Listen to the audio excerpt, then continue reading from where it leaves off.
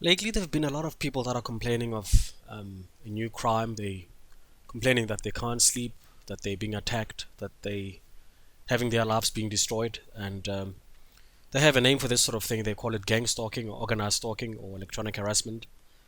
And just gonna look at what this thing actually is. It seems to be killing a lot of people. It seems to be on the rise. There seems to be more and more and more people on the net. When YouTube videos are coming out, everybody seems to be coming out complaining that there's this secretive, magical thing that's somehow just sabotaging their lives. Just a couple of disclaimers. Some of the concepts here are really hard to believe. I mean, there's a lot of technology that's being used, which sort of nobody knows exactly how it works. It seems to be classified. It also seems to be very advanced, very sophisticated, and sort of beyond, almost beyond our time. And but definitely patents of this sort of technology exist. A couple of names for it, such as voice to skull, remote neural monitoring, all those things definitely do exist. So it's not some kind of conspiracy theory, or I think there's a lot of claim to what the victims are actually making. And it's interesting that most of the victims actually have more or less the same stories. More or less of their stories are more or less identical, and it's the same song. So what would be the goal?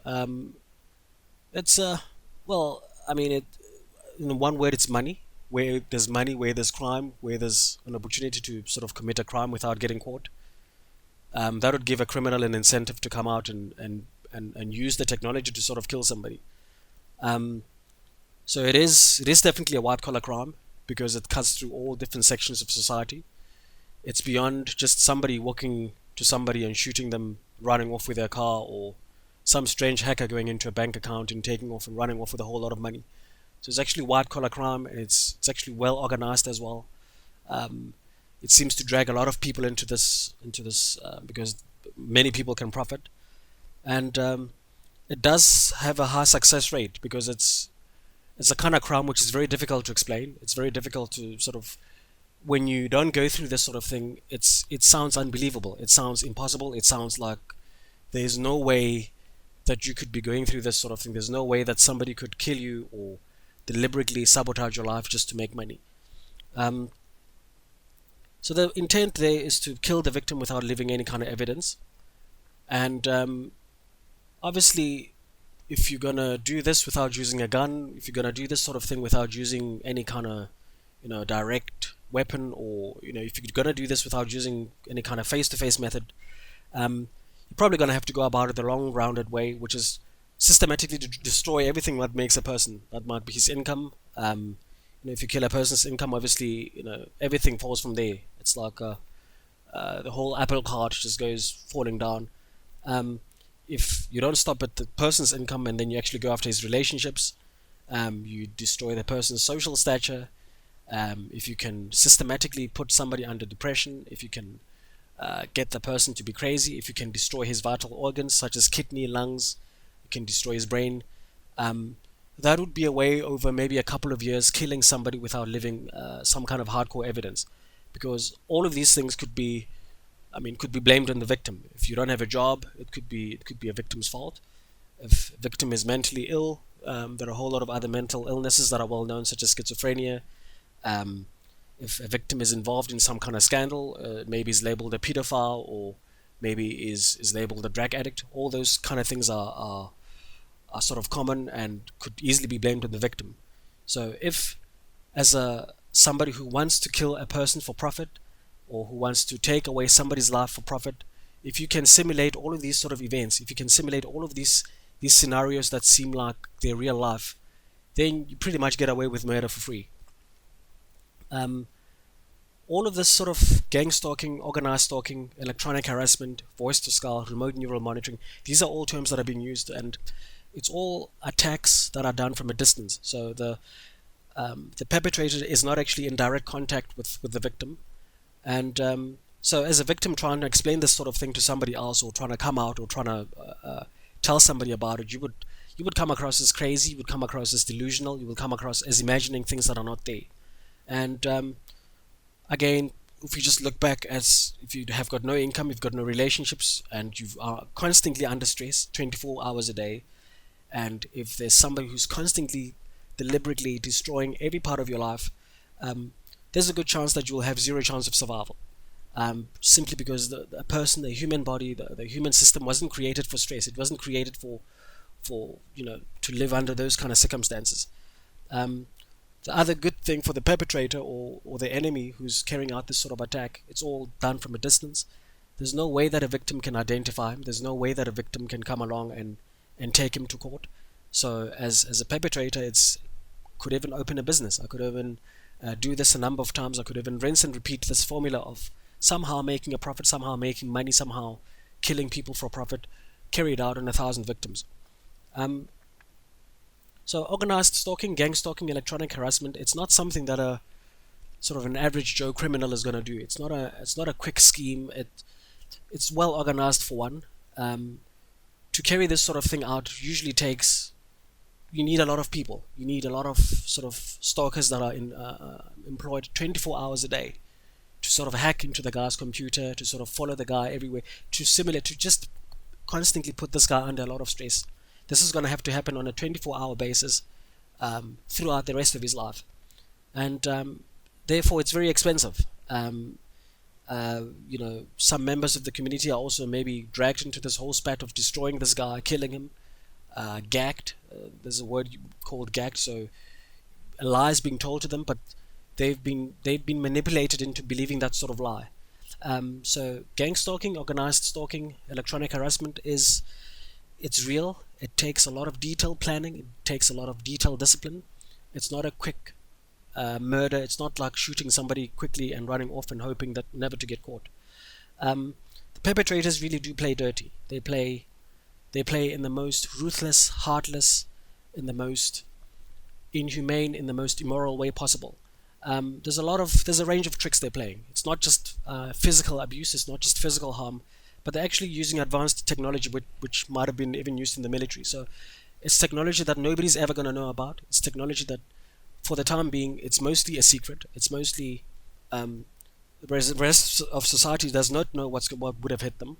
It's technology which is so advanced, and they don't stop there. They're spreading lies. There's a lot of manipulation. There's a lot of setups.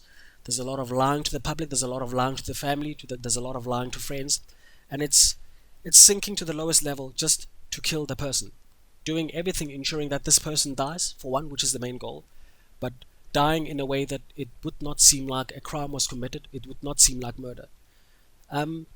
So just in terms of maybe some concrete terminology, people who would be involved in this, people who would be acting in this sort of thing, it would take a large scheme or a large network to carry this sort of thing out. And there would be almost like a local guy who's handling that sort of network, known as a handler. And then you've got the perpetrators. You've got people that are maybe stalking the victim. You've got people that are maybe going around spreading rumors and lies about this victim. You've got people that are constantly maybe again hacking and ensuring that when the victim does try and have a job, just try and apply for a job, that job application is somehow dismantled or manipulated when the victim is trying to sort of, just perpetrators that are carrying out these attacks. Then you've got stalkers that could be anybody, that could be the general public. Typically the general public is maybe told a lie that this is a bad guy, this is a pedophile, you better watch out for this guy, watch out, watch him, be careful with this sort of person, or this guy is a drug trafficking, or better watch out for him, keep your distance away from that sort of thing. So those would be the actors. And then on the other side, I think more on the technology side, you've got to really get this person destroyed, to really get this victim destroyed over time, systematically and in a very clever way, in a very smart way. You are going to need to know the victim in and out, and it does take a lot of mapping of this person's data, such as his thinking patterns, such as almost like his likes or dislikes. So almost like knowing everything that there is to know about this person.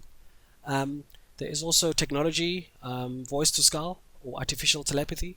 So this is where the perpetrators now constantly aim to psychologically destroy this perpetrator, or destroy on a constant basis, try and drive him mad. There's also a term, remote neural monitoring, which is where effectively now this victim has got no privacy. Everything they do, everything they think, everything that they hear, everything they see is now pretty much exposed to the perpetrator. Um, so we go back to the motive as to why go through all of this trouble, why go through it, because where there's money, it's for the same reason that drug lords exist, for the same reason that there's insurance fraud, for the same reason that there is all kinds of criminals. I mean, it's the same story, it's the same pattern, same storyline, that there's maybe a spouse that killed his or her partner for money, that sort of crime. Um, so it's well planned, it's orchestrated. I mean, the first thing would be to find a victim, um, and then go out to almost like plan an attack in detail, and then start physically attacking the guy over time, over a couple of years. Could be 5 to 10 years, it could be 2 years, it could be a long time. But whilst you're doing that, you're also destroying the guy's public image. You're spreading a lot of rumors about him, so that there's no evidence linking it to the scheme. There's no, it all seems like the victim is the bad person. It all seems like the victim is the bad guy here. And then once the victim dies, or even before he dies, there's profit, depending on what the scheme is trying to achieve, whether it's insurance fraud. Um, you know, in some cases you find that there are people who sign up, who grab victims, sign them up for insurance. That insurance matures over a couple of years, and then it's an offshore kind of insurance. Accumulates a lot of money, and then from there, once the victim dies, you can claim insurance. Now imagine doing this, getting away with it, hiding the evidence, doing this over 1,000 victims as the network was a scheme, and how much money you could be. There's a very good incentive for you to sort of carry this out. Another reason might be carrying out human experimentation. Um, yeah. So all of this still sounds unreal. It sounds, you know, it sounds unbelievable, it sounds unreal, but it does exist, for the fact that there are a lot more victims now coming out. There are victims that are, some have been struggling for a while, for over decades, and in the beginning it was really hard to sort of come out with your story and say, I'm struggling from this gang-stalking thing, and to have people believe you say that sort of thing. But now it's really become very easy. It's simply by the fact that it's a growing crime. It's still unbelievable, still very difficult to believe. But the main thing that makes this, the main magical trick here, is imagine if you could insert, or if you could implant some kind of chip in a person that allows you to have control of that person. So when this person is trying to dial or call for help, you already know what phone number he's dialing. When this person is trying to run away or trying to get out of the country, you already know his destination, where he's going to try and go. When this person is trying to apply for a job, you can already see what job application he's making, and once he drops the phone, you can, contact wherever he's trying to apply for a job and sabotage his. Basically, if you can just invade a person completely, 100%, and you as the enemy, as a perpetrator, giving you always an unfair advantage. You're always 3 steps ahead. You're always 5 steps ahead. Imagine. So that's the main magic trick that makes this whole thing work. And again, it comes back to remote neural monitoring. That's an actual term for it. You can always Google it online. You can search for it. You can search for it. It does exist.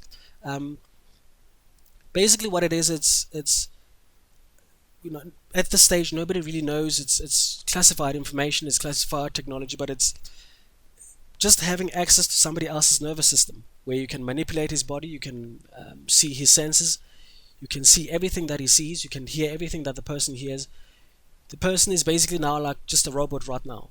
And it's unbelievable technology. It does exist. It exists currently today. It's mostly secretive. And then the other part, again, it's voice to skull, otherwise known as artificial telepathy.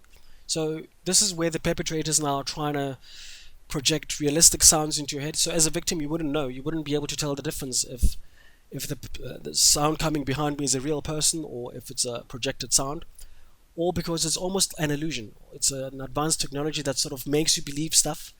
And that is why a lot of these victims, when they do try and explain to whoever, a family, a friend, or a doctor, they do sound delusional. They do sound like they're schizophrenic. They do sound like they are doing this out of paranoia. They do sound like they're doing this out of their own imagination. Meanwhile, it's real. It does exist. So again, the whole goal of all of this, of the scheme, is just to make money. And where there's money, there's going to always be an incentive for somebody to make lots of profit. there's always going to be somebody who's prepared to do anything. We've seen this kind of story in lots of different ways. So this is just a simplified version of how the scheme works, and how it's pretty much planned. You find a victim, pretty much do everything in your power to destroy and kill the victim, but hiding evidence, and making sure that nobody knows what's going on, and as much as possible blaming all the events of his death on the victim, like maybe trying to make the victim look crazy, or maybe trying to systematically get him into drugs and make him look like a drug addict, or maybe trying to get the victim to commit a crime and then make him look like a criminal.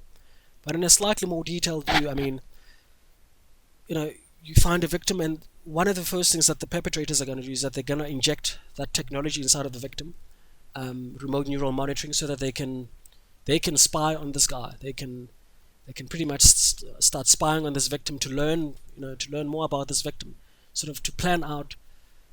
This will allow them to plan out the most tailor-made or most specific ways of killing this person. So they're going to know everything about this victim. They're going to know who his friends are. They're going to know where he loves drinking coffee. They're going to know what his favorite TV shows are. They're going to know his favorite music. They're going to know his weaknesses. They're going to know his strong points. They're going to know what aggravates him. They're going to know his secrets. They're going to know if he's got, they're going to pretty much hack into every little bit of thing, almost in a god level, almost like an all-knowing god, like hack into every little thing about this person, just so that they can plan an attack. They can set traps for this person. They can systematically start destroying this person, and then after a while they start attacking this victim, beaming voices into the head, using voice to skull, and this person looks crazy, but meanwhile is not crazy. It takes some victims some time, maybe 3 years, to figure out they're actually not themselves even crazy. Systematically and deliberately get the victim to be depressed and be under stress. So create havoc in the guy's life, create a lot of events that lead to stress, systematically and deliberately destroy the person's victim. I mean, the whole objective here is that the person dies. And also, I mean, imagine if as a victim, if you had bad health, if you had no job, if you had nothing, but you still had loving friends and a loving family and a loving partner, then the chances of you surviving are pretty high. So they make sure that your public image, your relationships are destroyed. You've got no job, you've got no relationships, no church, no religious organization wants you, by going around spreading a lot of lies and rumors. And again, it's all about hiding evidence. It's all about making this a big secret. It's all about making this to come across as though it doesn't exist, as though it's an imagination, as though it's all a mental patient who's gone crazy and was not responsible enough. So most victims actually do die a silent death because non-victims can't understand. They don't know what the person is going through, and the perpetrator walks away scot-free, and has got absolutely no means to fight back. He can't take the perpetrators to court. He can't sue them. He can't do anything with them. He can't do much else with these kind of perpetrators. He can't do much more. And sometimes maybe they even set up the victim. They set them up to be sort of involved in a kind of crime, so that they can be easily, just anything to destroy this guy. Eventually, the victim dies, and this is where the fun begins for the whole purpose of doing this in the first place. So I mean, reasons for running this sort of campaign on the guy in the first place is might be, again, as I said, insurance fraud, or sometimes some victims believe that it's the military that are military or government that's actually testing out weapons, sophisticated sort of new age weapons on them. Obviously, government is not going to release that secret, because then the enemy will catch on. Then the enemy will sort of know what's going on and counteract. So that's why this whole thing is a bit of a secret. Or sometimes there are illegal medical experiments taking place. We've all heard of stories where vaccines get tested on people, and those vaccines turned out to be sort of unsafe. So if you, as a drug company, as a pharmaceutical, if you could get away with having a lot of test subjects without having to pay for them for one, without having to be accountable for their deaths, without having to be accountable for lawsuits, then it's a win for you. You have this new way, this new understanding, or this new drug that suddenly you didn't pay any research and development monies for. Okay, so once you die, there's usually a claim of insurance, or maybe even in some cases intellectual property is stolen from this victim. Maybe you're a bright engineer and they've got this remote neural monitoring that can read your mind. All your ideas are pretty much stolen. Okay. Um, so the first step in finding a victim, I mean, this can happen to anybody, and this is the point, that perpetrators don't care whether you're connected, whether you're rich, whether you're good. You don't have to be a criminal. They're gonna try and make you, or try and make the victim look like a bad person, but it's mostly good people that go through this sort of thing.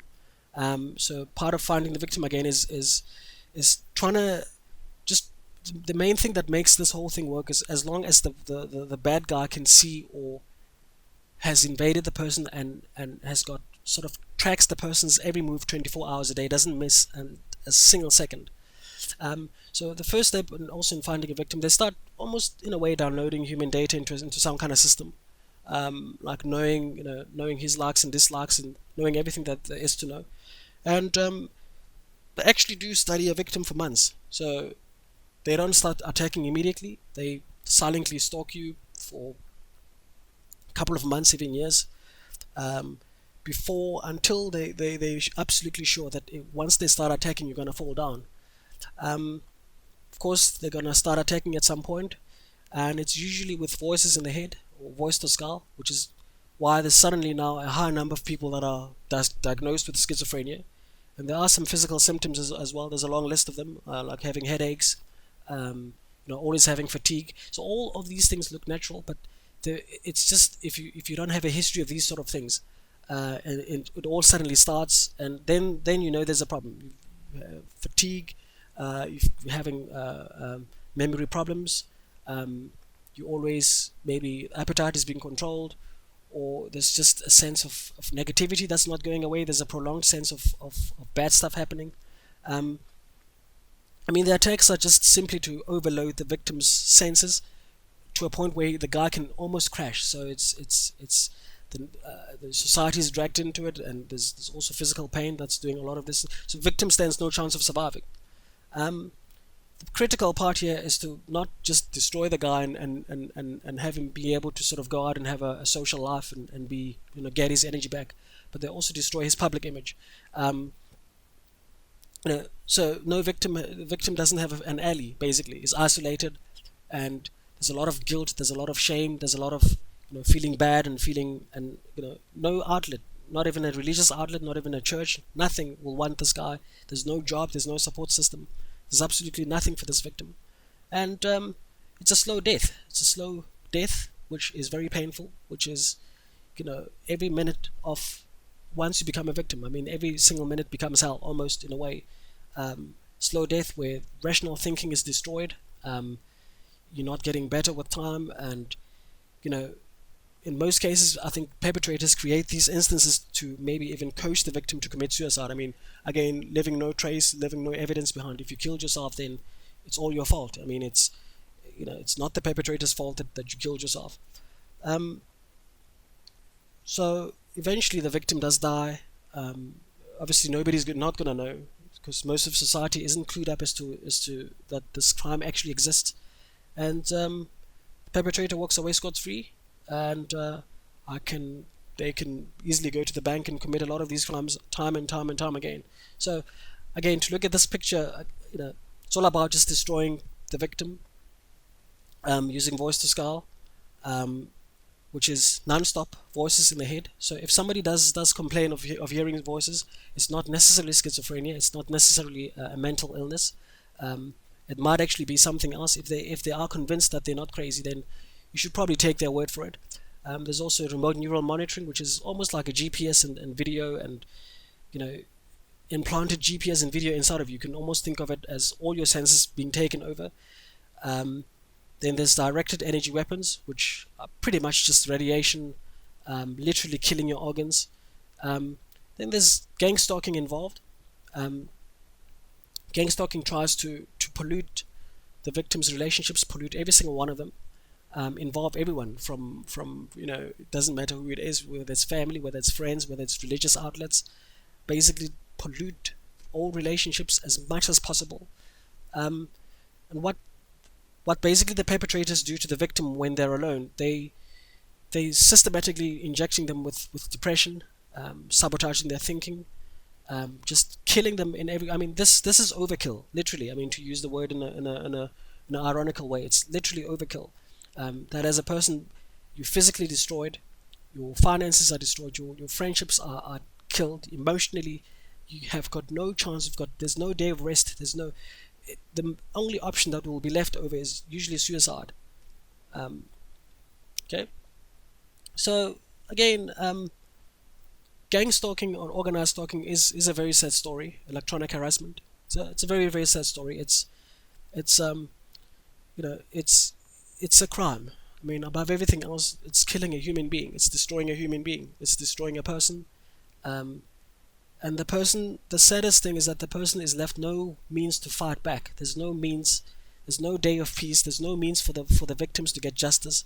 And there are a lot of them coming out every year. There are a lot of people beginning to speak out and say, but I'm hearing voices, and I know it's not just voices, but uh, there's a whole lot of other strange events happening in my life, and only to be labeled insane. That's the sad part. Um, and what's even more sad is that pretty much the whole of society is in denial that this thing exists. And it's actually been around since, a lot of these things have been around since over 50 years now, since the 1960s. And it's actually now a money making scheme for the perpetrators. I mean, if I can just destroy a person without getting caught, or destroy a person without my life, being absolutely sure that I'll always have a job, then there's a lot of incentive for me.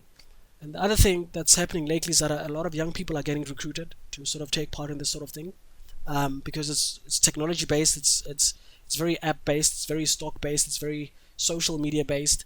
It's something that's will immediately make sense to a lot of the young people, but they're not actually, we're losing that sensitivity, or that idea that you're actually destroying a person's life, because it seems so cool, and it doesn't look like you're killing a person, but because it carries on for a long time. Um, Religious organizations are also, taking part, or because of the lies, they're being manipulated, or they're being told the wrong story, or for whatever reason. So, gang stalking does exist. The term might be a little bit misleading. Organized stalking exists. So whenever somebody comes to you and say, I'm hearing these voices, I'm hearing these sort of things, just think of this picture, have this sort of picture in your mind, that it's a systematic way to make money. It's a systematic way of maybe making, it might be an insurance scheme or whatever it is, but this is exactly what gang organized electronic harassment is about. It's killing a person in the most painful way possible.